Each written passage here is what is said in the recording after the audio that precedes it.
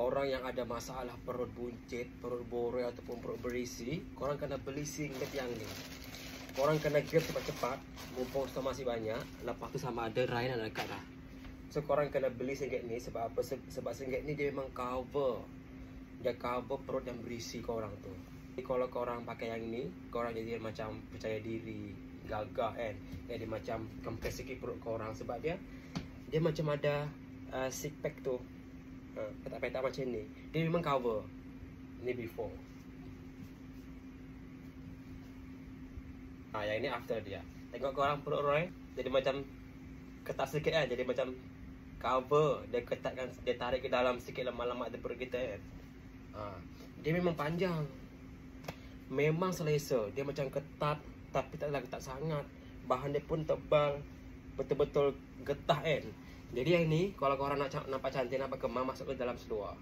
Sekarang jadi macam ni. Nampak kemas, selesa. Dia cover lemak tu, tarik ke dalam. Okey, sekarang Raya cuba pakai singlet yang tadi. Lepas tu pakai baju Raya ni. Rata. Dia tarik ke dalam. Korang pun jadi percaya diri nampak. Gagal sampai Raya. Macam tu.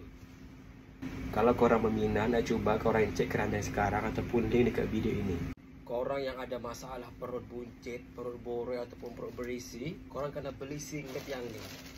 Korang kena grab cepat-cepat, mumpung stok masih banyak. Lepas tu sama ada Ryan dan dekat dah. So korang kena beli singlet ni sebab apa? Sebab singlet ni dia memang cover. Dia cover perut yang berisi korang tu.